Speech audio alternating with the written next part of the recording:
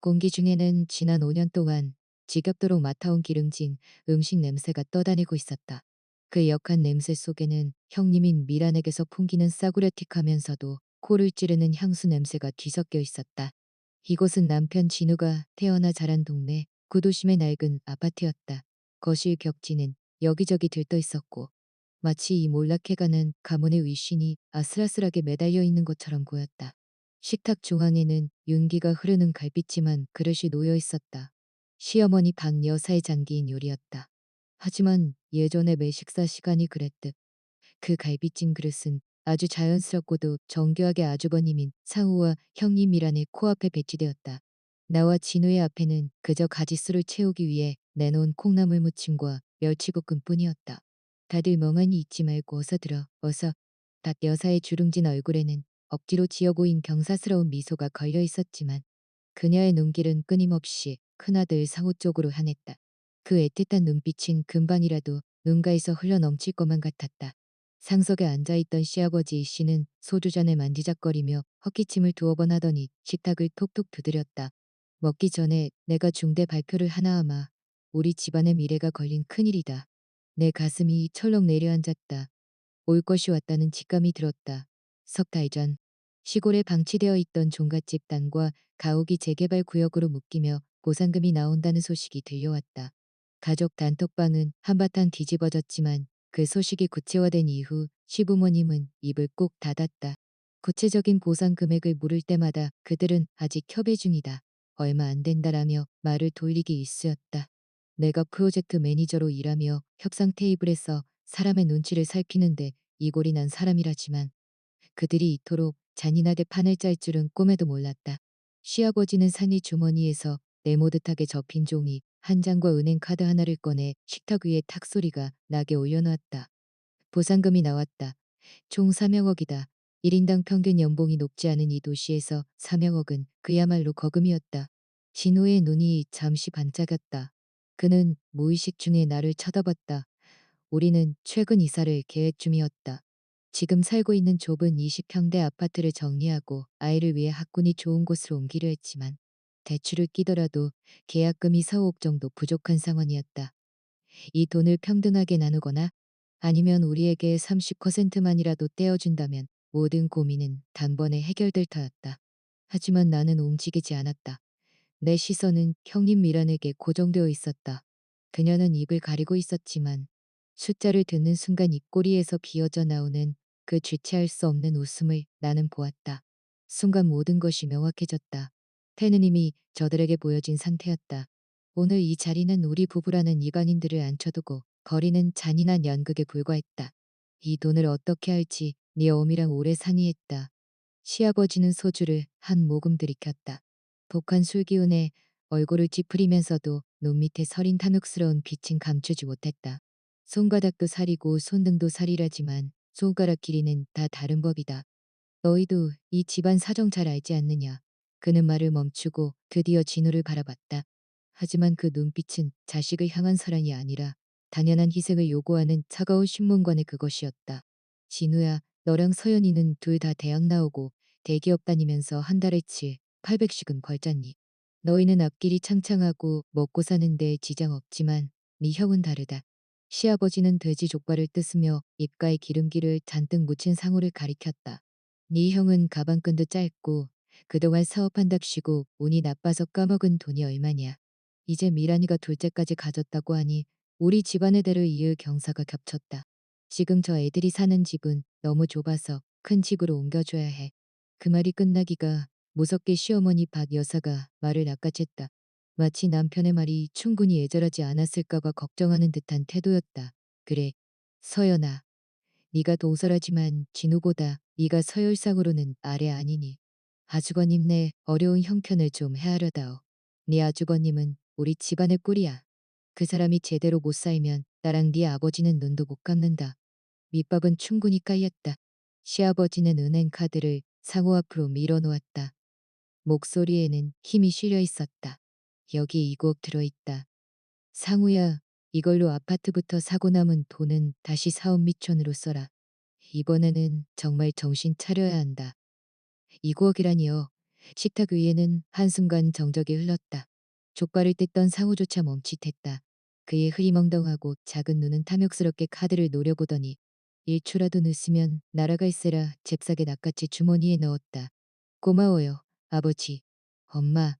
역시 나 사랑해주는 건 부모님밖에 없어. 상우의 목소리는 흥분으로 떨리고 있었다. 형님이라는 꽃이 흐드러지듯 웃으며 아직 나오지도 않은 배를 어루만지는 신용을 했다.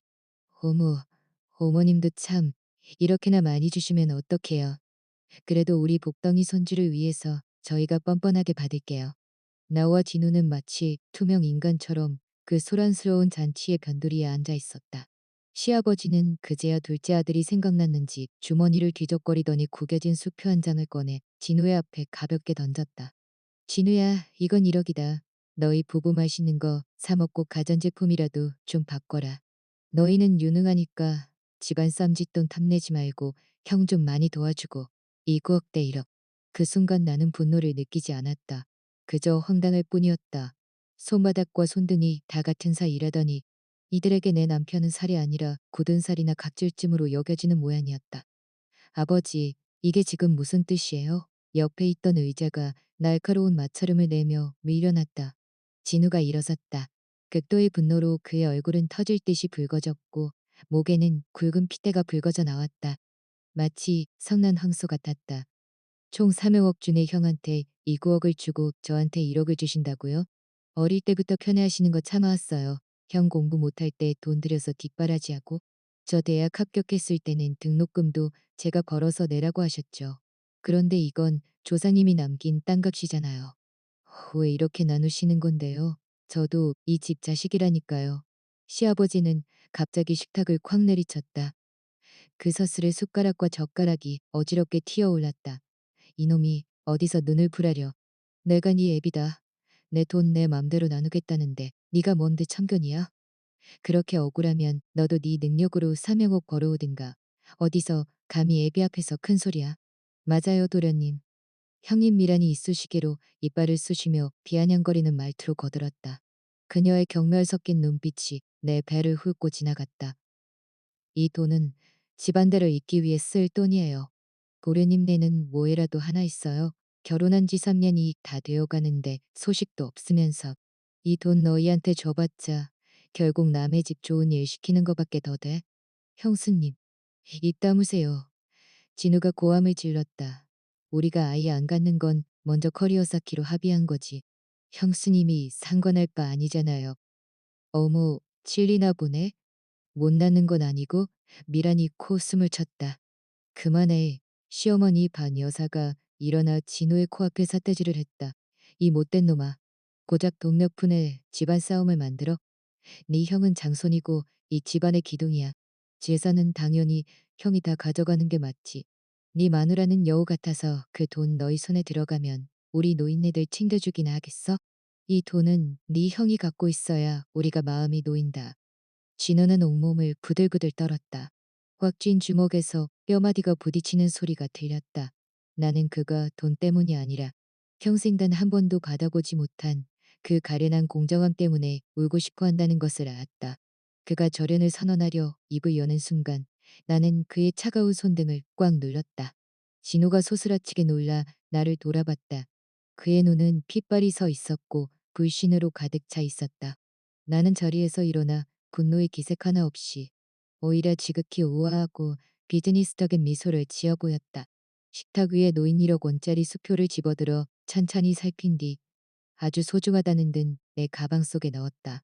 서연아, 너 지금 진우 씨 앉아. 내 목소리는 크지 않았지만 거부할 수 없는 힘이 실려 있었다. 나는 시부모님을 한번 보고 방어적인 태도를 취하고 있는 상우 부부를 바라보며 웃으며 말했다. 아버님, 어머님, 형님 말씀이 맞아요. 아주버님은 장남이시고 곧 둘째도 생길 텐데 책임이 막중하시잖아요.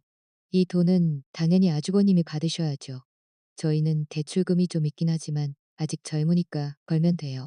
이 1억은 저희 비상금으로 소중히 쓸게요. 요즘 안 그래도 정밀 검사비에 영양제 비용까지 만만치 않았거든요. 내 말은 빈틈이 없었고 심지어 먼지보다 더 비굴하게 느껴질 정도였다. 살벌했던 공기는 순식간에 기묘하게 변했다. 시아버지는 내가 이렇게 말을 잘 알아들을 줄 몰랐는지 멍하니 나를 쳐다봤다. 시어머니의 얼굴 근육이 이완되며 이제야 사람 굿이라는구나 라는 표정이 떠올랐다. 그래, 그래. 역시 우리 서연이가 철이 들었네. 박 여사는 금세 낯빛을 바꾸며 목소리를 부드럽게 깔았다. 하지만 눈빛에는 여전히 묘한 무시가 섞여 있었다. 진우 너는 네 마누라 반만이라도 닮아봐라. 가족끼리 무슨 앙금이 있다고. 자, 자, 고기 먹자, 고기. 그녀는 비계 덩어리만 가득한 고기 한 점을 집어 진우의 밥그릇 위에 툭 던졌다. 진우는 그 고기를 마치 오물이라도 보는 듯 뚫어지게 쳐다봤다. 그는 식탁 밑에서 내 손을 다시 맞잡았다. 뼈가 으스러질 정도로 강한 힘이었다. 그가 이 지독한 모욕을 견디기 위해 얼마나 안간힘을 쓰고 있는지 느껴졌다. 감사합니다. 나는 여전히 웃으며 술잔을 들었다. 이 술은 제가 모두에게 올릴게요. 아주버님, 형님, 예쁜 조카 낳으시고요.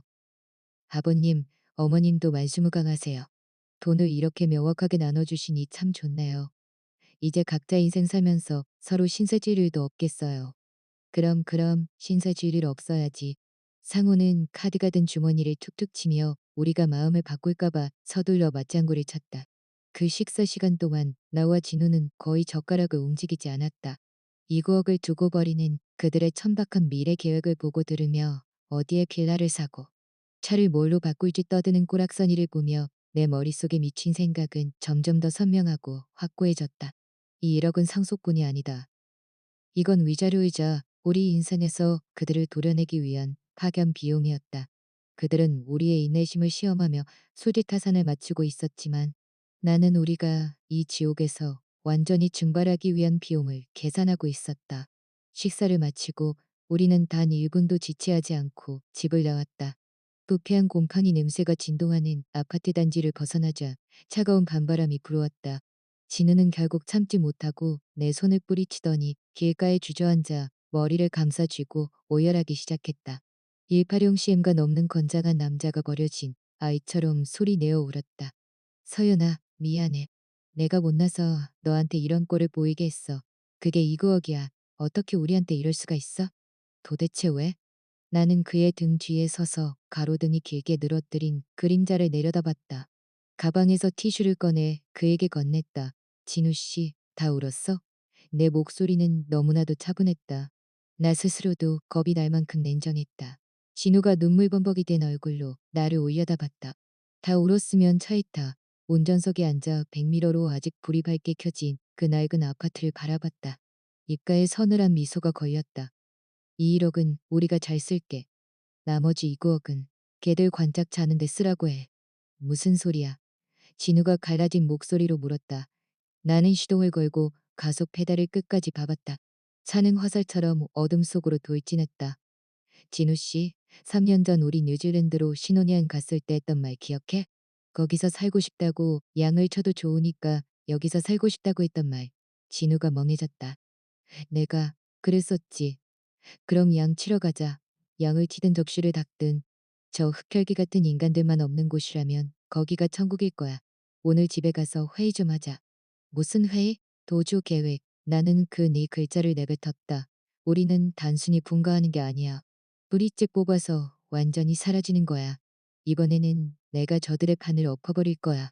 그 진흙탕 속에서 저희끼리 물어뜯다 죽게 만들 거라고. 유경평마미터 남짓한 우리의 작은 집으로 돌아왔을 때도 진우의 감정은 여전히 붕괴 직전이었다. 그는 현관문에 들어서자마자 소파에 주저앉아 허공을 멍하니 응시했다. 그들이 어떻게 나한테 이럴 수 있지?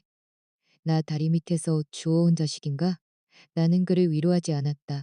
지금의 위로는 값싼 동정일 뿐이다. 분노만이 최상의 연료가 될 터였다. 나는 곧장 서재로 들어가 금고를 열었다. 지난 5년 동안 꼼꼼하게 기록해온 가계부와 미리 준비해두었던 서류 뭉치를 꺼내왔다. 두꺼운 장부를 거실 테이블 위에 내던졌다. 조명 아래로 먼지가 뿌옇게 피어올랐다. 이진우, 정신 차려. 나는 얼음물을 한 잔 들이켜고 차갑게 말했다. 주워온 자식인지 아닌지 묻지 말고. 네가 지난 몇 년 동안 아들이었는지 아니면 저들의 혈액 폐기였는지부터 자문해봐. 진우는 상체를 일으켜 떨리는 손으로 장부를 넘기기 시작했다. 나의 직업적 습관이었다. 모든 지출에는 근거가 있어야 한다. 결혼 첫날부터 시댁이 우리에게 요구한 돈, 단위론까지 다 기록되어 있었다. 이제 내역 캡처본과 카카오톡 대화 내용까지 첨부된 완벽한 증거들이었다. 2019년 3월 아주버님 도박 빚으로 차 압류 위기. 진우가 5천만 원 송금. 미상환.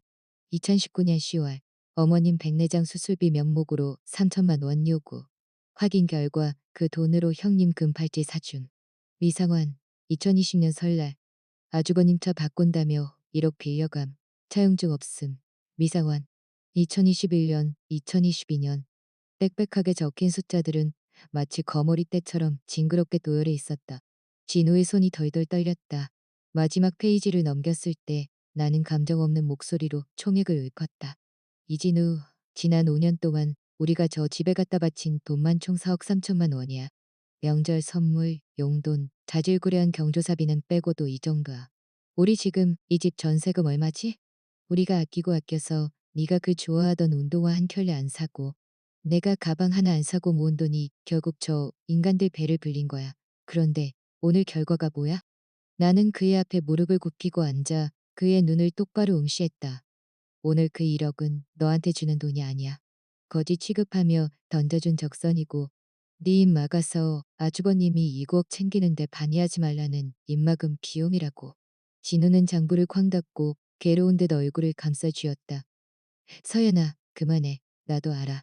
내가 등신인 거 나도 안다고. 내가 천하의 바보였어. 바보인 걸 아는 건 안 무서워. 계속 바보로 사는 게 무서운 거지. 나는 그의 손목을 잡아 나를 보게 했다. 진우 씨, 우리가 이 도시, 아니 이 나라에 계속 머무는 한저들은 절대 우리를 안 놔줘. 병들었다고 거짓말하고 형이 사고 쳤다고 울고불고하며 전화 한 통이면 넌 또 달려가겠지. 효도라는 족쇄가 네 머리 위에 씌워져 있는 한 넌 도망 못 가. 결국 우리 삶은 조금씩 갉아먹히고 우리도 저들 같은 괴물이 될 거야. 그럼 어떻게? 절연 소송이라도 할까? 진우의 눈에 희망이 잠시 비쳤지만 곧 사라졌다. 안 돼. 우리 아버지 성격 알잖아. 회사로 쫓아와서 드러눕고 네 사무실 앞에서 불효자라고 대자보 붙일 뿐이야. 그럼 우리 직장도 못 다녀. 그래서 우리는 싸우지 않을 거야. 소란도 피우지 않을 거고. 나는 노트북을 열었다. 화면에는 뉴질랜드 이민국의 공식 웹사이트와 내가 정리해둔 기술 이민 자료가 띄워져 있었다. 이건 기술 이민 점수표야. 당신은 IT 아키텍트고 나는 프로젝트 매니저지. 우리 둘 다 경력 좋고 영어 성적만 2달 정도 빡세게 준비하면 뉴질랜드에서 취업하는 거 어렵지 않아. 나는 보고서를 브리핑하듯 냉정하게 말을 이어나갔다. 이미 2조 공사에 컨설팅 받았어. 우리 조건이면 비자 승인율이 아주 높아. 진우는 화면을 응시하며 호흡이 가빠졌다. 너 진심이야? 이민을 가겠다고? 무서울 정도로 진심이야. 나는 다른 파일을 열었다. 그것은 자산 처분 계획표였다. 지금이 2월이야. 우리의 목표는 올해 말 안에 출국하는 거야. 하지만 그 사이에 넘어야 할 산들이 있어. 나는 손가락을 하나씩 꼽으며 분석했다. 첫째, 이 집을 팔아야 해. 하지만 이 동네는 고축이라 매매가 더뎌. 만약 친척이나 이웃이 우리 집 판다는 걸 알게 되면 무조건 시댁 귀에 들어가. 우리가 도망치려 한다는 걸 알게 되는 순간, 특히 우리 손에 집 한 돈이 쥐어져 있다는 걸 아는 순간 저들은 미친 개처럼 달려들어 한 입이라도 더 뜯어내려 할 거야. 아니면 더 극단적인 수단으로 돈을 묶어버리겠지. 진우가 이를 갈았다. 그러고도 남을 뿐들이지. 지난번 사촌 동생 결혼할 때도 내 보너스 내놓으라고 난리치셨으니까. 그래서 우리가 오늘 그 1억을 받고 감격하는 척 연기한 거야. 나는 비릿하게 웃었다. 우리는 저들에게 체념했다는 인상을 심어줘야 해. 우리가 기가 죽었고 심지어 저들에게 아쉬운 소리를 할 만큼 궁색해졌다고 믿게 만들어야 해. 그래야 저들이 이 9억을 흥청망청 쓰는데 정신이 팔려서 우리를 감시하지 않을 테니까. 우리는 그 정보의 비대칭성을 이용해서 모든 자산을 현금화할 거야. 나는 계획표의 첫 번째 항목을 가리켰다. 당신 아우디. 산지 4년 됐지만 관리 잘해서 4천만 원 정도는 받을 수 있어. 아주버님이 평소에 당신 차 탐냈지? 아마 다음 주면 차 고장 났다고 빌려달라고 전화 올 거야. 그 전에 처리해야 해. 어떻게? 팔면 바로 물어볼 텐데 팔았다고 해야지. 왜 팔았냐고 물으면 나는 평평한 내 배를 어루만지며 눈을 번뜩였다. 아이를 갖기 위해서라고 말할 거야. 내일부터 우리는 아이가 간절하지만 몸 상태가 최악인 돈이 궁한 불쌍한 부부가 되는 거야. 차를 판 돈은 전부 유명한 브림 클리닉에 쏟아부어서 한 푼도 안 남았다고 믿게 할 거야. 차뿐만 아니라 이 집도 담보대출을 풀로 당기거나 정리해야 해. 진우 씨, 지금부터 우린 철저하게 가난을 연기해야 해. 가난할 뿐만 아니라 저들에게 손을 벌리는 신용까지 해야 해. 물론 한 푼도 안 주겠지만 우리가 거지가 되고 짐덩어리가 되었다고 느껴야 저들은 우리를 멀리할 거야.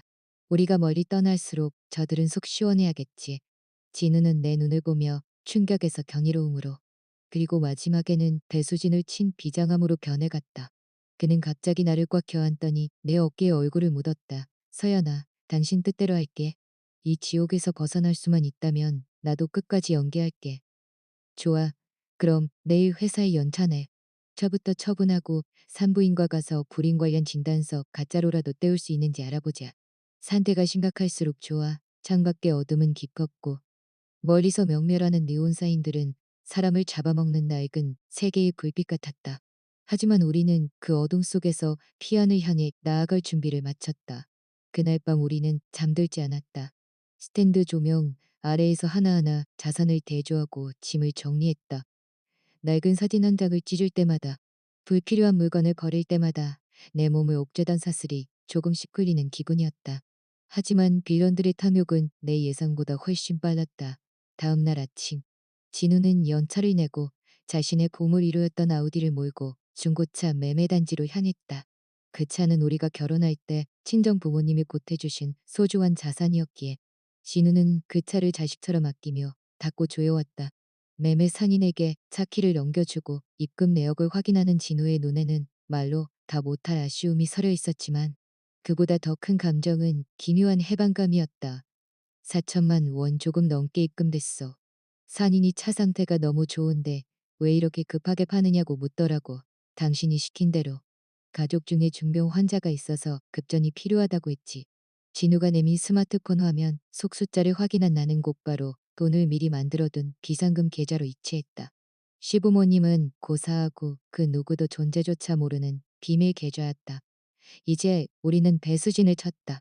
그리고 예상했던 대로 차를 판지 사흘째 되던 날 저녁에 아주버님 상호에 전화가 걸려왔다. 이 진우냐? 나 차수리 맡겼는데 이번 주말에 처가에 좀 가야 하거든. 네 아우디 좀 이틀만 빌려줘라. 내가 좋은 차 타고 가야 네 체면도 서고 그러지 않겠냐? 전화기 넘어 상우의 목소리에는 2구억이라는 거금을 쥔 졸부 특유의 오만함이 가득했다. 예전에는 차를 빌릴 때 최소한의 예의라도 차리는 척하더니 이제는 마치 부하 직원에게 명령을 내리는 듯한 말투였다. 나는 옆에서 지켜보며 진우에게 미리 짜놓은 각본대로 하라고 눈짓했다. 진우는 마른 침을 한 번 삼키더니 세상에서 가장 비참한 사람의 목소리를 흉내내기 시작했다. 정말 미안한데 차가 내 손에 없어. 뭐, 네 손에 없으면 누구 빌려줬냐? 당장 가져오라고 해. 사모가 짜증 섞인 소리를 내지르자 그 뒤에서 형인 미란의 날카로운 목소리도 들려왔다. 차를 팔았다고? 멀쩡한 차를 왜 팔아? 도련님 네, 우리한테 차 빌려주기 싫어서 수쓰는 거 아니에요. 형수님, 정말 팔았어요. 서연이가 몸이 너무 안 좋대요. 검사 받았는데 큰 병원으로 가보라고 하고. 시험관 시술에 뭐에 앞으로 들 돈이 수천만 원이라는데 당장 현금이 없어서 차부터 정리했어요. 진우의 연기는 완벽했다. 목소리에 물기가 어린 듯 절박하기까지 했다. 전화기 너머는 잠시 정적이 휩싸였다. 하지만 그 정적은 걱정이 아니라 돈 빌려달라고 하면 어쩌지라는 본능적인 방어기제였다. 형? 형은 이제 여유 있잖아. 혹시 우리 서연이 병원비로 한 5천만 원만. 말이 끝나기도 전에 전화는 무정하게 끊겼다. 나와 진우는 서로를 바라보다가 참아왔던 웃음을 터뜨렸다. 돈을 빌려달라는 소리가 귀신보다 무서운 모양이었다. 하지만 이것은 시작일 뿐이었다. 저들을 완벽하게 안심시키기 위해 우리는 그 주말에 있을 가족 모임이라는 전쟁터로 직접 걸어 들어가기로 했다. 토요일 오후 우리는 싸구려 사과 한 봉지를 들고 시댁으로 향했다. 현관에 들어서자마자 싸늘한 공기가 우리를 맞았다. 소파에 앉아 비스킷을 씹고 있던 미라는 빈손으로 들어오는 우리를 훑어보더니 비아냥거렸다. 어머, 버스 타고 왔나 봐요. 애 낳겠다고 차까지 팔았다면서요? 서연 씨, 애가 안 들어서면 그냥 포기해요. 우리 집에 이미 장손이 둘이나 있는데 뭐하러 고생해. 나는 대꾸하는 대신 고개를 숙이고 금방이라도 울 것 같은 표정을 지었다. 간 여사는 부엌에서 나오며 짜증 섞인 한숨을 내쉬었다. 진우 너도 참 그렇다. 그런 큰일을 상의도 없이 저질러? 그 차도 이 집안 재산인데 말이야.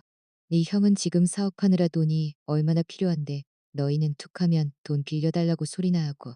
진우는 주먹을 꽉 쥔 채 고개를 떨구었다. 나는 그 굴욕적인 침묵 속에서 박 여사가 내민 다음 미끼를 낚아챘다. 그래도 서연이가 전공은 잘 살렸지. 예, 서연아. 네 형님네 이번에 강남 쪽에 펜트하우스 보러 갈 거거든. 네가 건설 쪽 일했으니까 가서 집 좀 봐줘라. 내일 같이 가서 하자 없는지 꼼꼼히 살피고. APP 쉐사르티에 레미엔티를 사러 가는 시아 주버니의 수행원이 되라는 말이었다. 예전 같으면 자존심이 상해 당장 자리를 박차고 나갔겠지만 지금의 나에게는 이보다 더 좋은 기회가 없었다. 다음 날 나는 미란과 상우를 따라 최고급 주택 전시관으로 향했다. 미란은 온몸을 명품으로 휘둘렀지만 그 조잡한 코디는 그녀의 천박함을 가려주지 못했다. 그녀는 3~2억 원짜리 테라스 하우스를 가리키며 상담원에게 거들먹거렸다. 서연 씨, 당신네 20평 아파트는 여기 거실만 하겠네? 참, 사람 팔자 모르는 거야, 그치? 나는 묵묵히 그녀의 비위를 맞추며 기회를 엿보았다. 계약서를 작성하기 직전 나는 아주 조심스럽고 은밀하게 미란의 곁으로 다가가 속삭였다. 형님, 이건 제가 형님 생각해서 드리는 말씀인데요. 아주버님 지금 남은 돈으로 가상화폐란 해외 주식 투자하신다면서요? 투자라는 게 워낙 변수가 많잖아요. 만에 하나 사업이나 투자가 잘못되면 아주버님 명의로 된 재산은 제일 먼저 압류될 수도 있어요. 미란의 눈동자가 흔들렸다. 지독한 구두쇠인 그녀에게 압류라는 단어는 독약이나 다름없었다. 그럼 어쩌라는 거야? 집 명의를 형님 단독으로 하시거나 아니면 어머니 명의로 돌려놓는 게 안전하죠. 그래야 나중에 무슨 일이 생겨도 집 한 채는 건질 수 있거든요. 이것은 정교하게 설계된 이간질이었다. 나는 미란이 시어머니 명의로 하는 것에는 절대 동의하지 않을 것이며 상우 역시 가부장적인 권위 의식 때문에 아내 단독 명의를 허락하지 않을 것임을 잘 알고 있었다. 예상대로 두 사람은 견본주택 노비가 떠나가라 고함을 지르며 싸우기 시작했다. 그들이 서로의 욕심을 밑바닥까지 드러내며 싸우는 동안 내 주머니 속 스마트폰이 진동했다. 부동산 중개인에게 온 문자였다. 서연 씨, 전세 끼고 매매하겠다는 현금 부자가 나타났습니다. 시세보다 조금 낮지만 즉시 계약 가능하대요. 오늘 저녁에 보시겠습니까? 아, 나는 입가에 고이는 미소를 숨기며 답장을 보냈다. 네, 오늘 저녁 7시에 뵙죠. 상우와 미란이 진명의 문제로 서로 얼굴을 붉히는 동안 나는 이미 우리가 떠날 비행기 표를 살 준비를 마쳤다. 그들은 자신들의 이 구억이 영원할 거라 믿으며 싸우고 있었지만 나는 그 돈이 머지않아 거대한 블랙홀 속으로 사라질 것임을 예감하고 있었다. 그리고 나는 그 블랙홀의 인력이 우리에게 닿기 전 이 썩은 줄을 완전히 끊어내야만 했다. 그날 저녁 7시 나는 마스크와 모자를 깊게 눌러쓴 채 약속 장소인 카페로 향했다.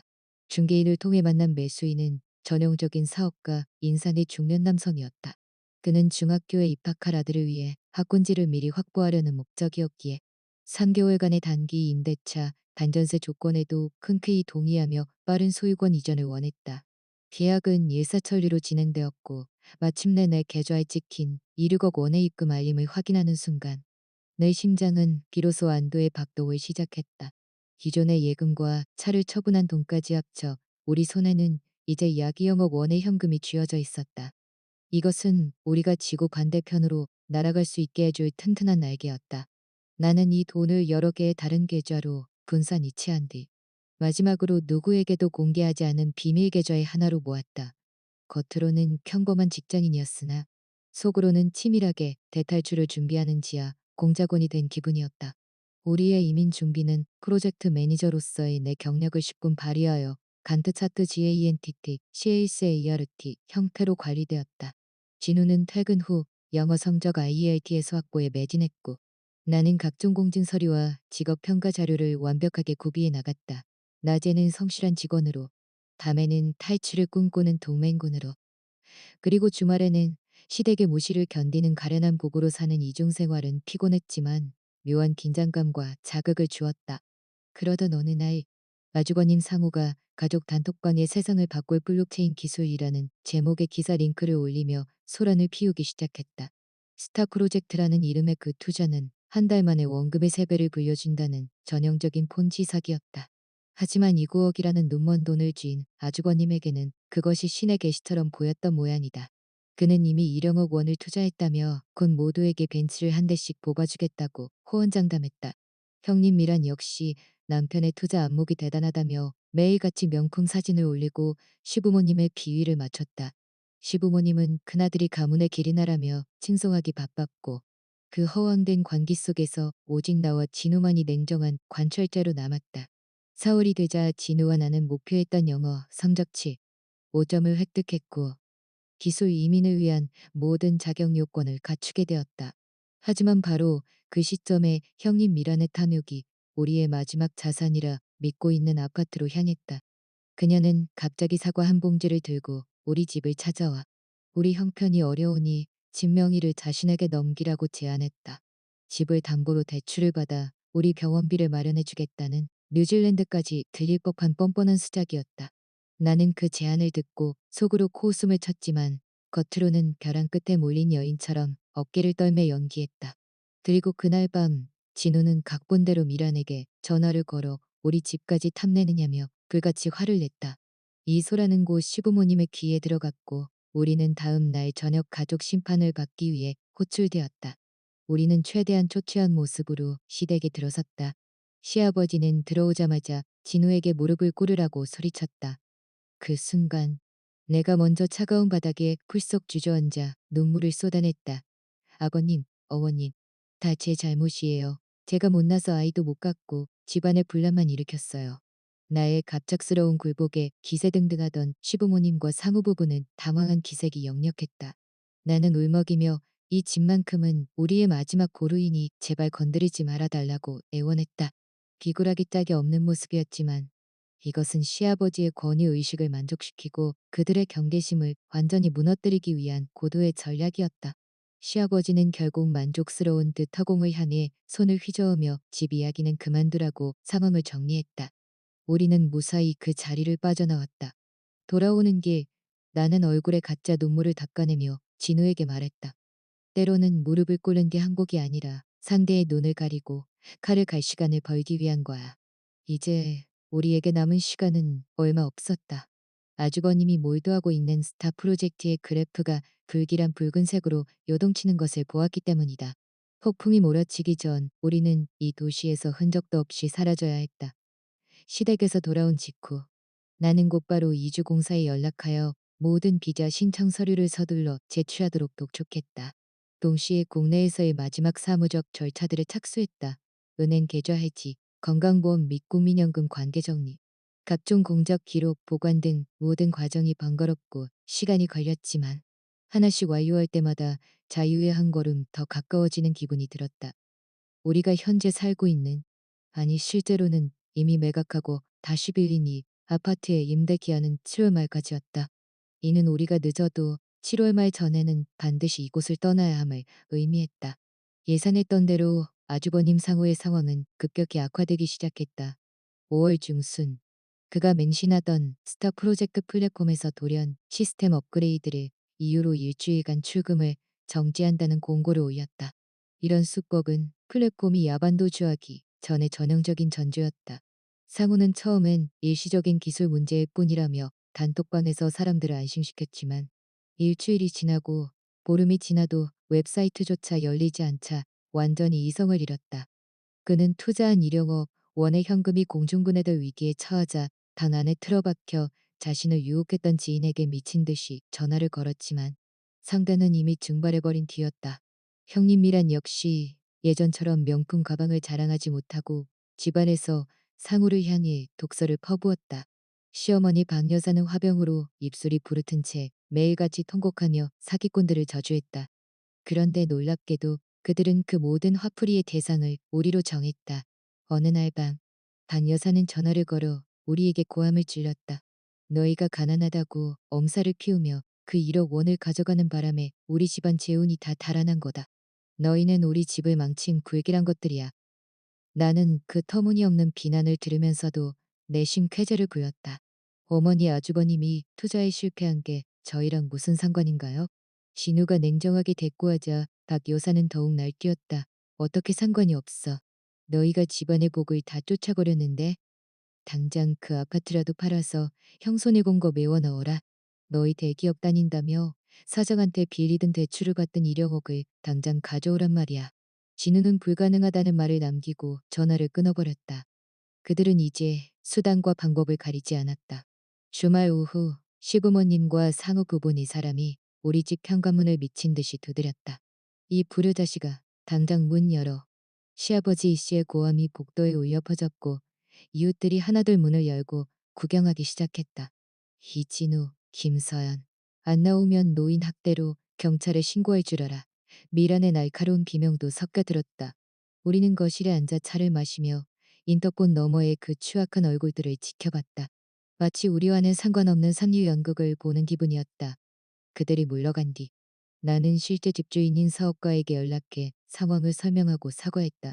다행히 그는 이해심이 깊은 사람이었고 우리는 더 이상 지체할 수 없음을 깨달았다.